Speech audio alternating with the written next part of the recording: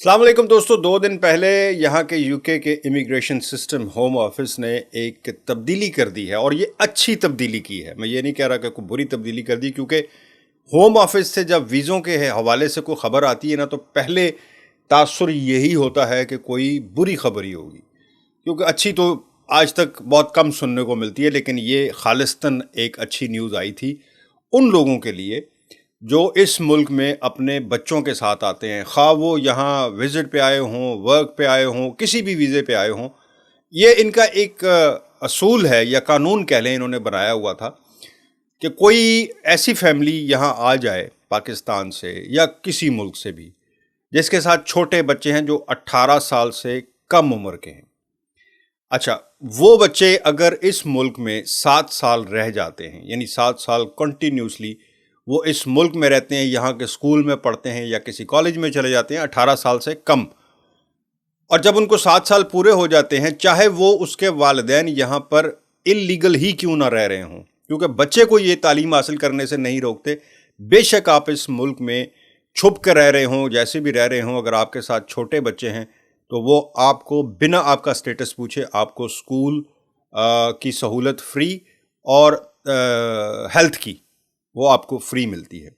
सो ये इनका कानून था कि अगर कोई अपने बच्चों के साथ आया जो 18 साल से कम, और जब उसको 7 साल हो गए उस बच्चे को, तो वो वीज़ा दे देते थे, मतलब मुस्तकिल वीज़ा दे देते थे। अब उस वीज़े में वो सिर्फ उस बच्चे को वीज़ा नहीं देते थे, उसके साथ उसकी पूरी फैमिली को, उसके बहन भाई अगर और हैं उनको भी, चाहे उनको अभी 7 साल पूरे नहीं हुए, वालिदैन को भी, कि जी प्राइवेट लाइफ है। उसका मतलब ये होता था कि जी प्राइवेट लाइफ, यानी इस बच्चे ने 7 साल अपनी ज़िंदगी के कम उम्री के इस मुल्क में गुजारे हैं, अब इसका इस मुल्क में उठना बैठना ज़्यादा है। ये पीछे वाले जहाँ से आए थे उसके साथ इसका कोई लिंक नहीं रहा, यहाँ पे इसने अपनी लाइफ इस्टेब्लिश कर ली है।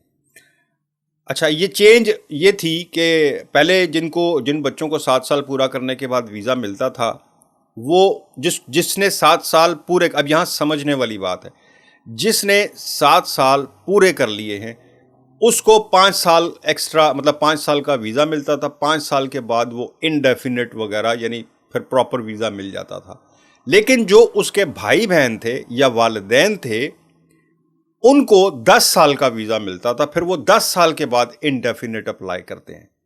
यानी आप मेरी बात को अगर फॉलो कर चुके, बहुत ही गलत खबर इस वक्त सोशल मीडिया पर लोगों को समझ ही नहीं आ रही इस बात की, और वो मिस गाइड करते चले जा रहे हैं। और मुझे पता है कि कल सुबह उठ के बहुत सारे लोग जो हैं वो वकीलों के पास दौड़ेंगे जी कि मेरे बच्चे को भी 5 सालों की खबर ये चला रहे हैं लोग कि जी अब 7 साल की बजाय आप 5 साल के बाद, यानी अगर आपके बच्चे को 5 साल हो गए इस मुल्क में, तो आप वीज़ा अप्लाई कर सकते हैं। गलत खबर है ये। आपने कानून अभी भी वही है कि 7 साल के बाद जिस बच्चे को इस मुल्क में 7 साल हो जाएंगे उसके बाद ही वो वीज़ा अप्लाई कर सकता है। कानून सिर्फ ये अच्छा इसमें बेहतरी आई है कि पहले ये होता था कि उस बच्चे को तो 7 साल के बाद मिल जाता था, लेकिन आगे जो फर्दर होता था वो 5 साल के बाद इनडेफिनेट अप्लाई करता था। लेकिन अब और उसके जो बहन भाई थे वो 10 साल के, और माँ बाप भी, अब उन्होंने ये कर दिया है कि अब ना सिर्फ उस बच्चे को 5 साल के बाद, यानी 7 और 5 12 के बाद इनडेफिनेट मिलेगा, अब उसके जो भाई बहन होंगे उनको भी 5 साल के बाद वो इनडेफिनेट अप्लाई कर सकते हैं।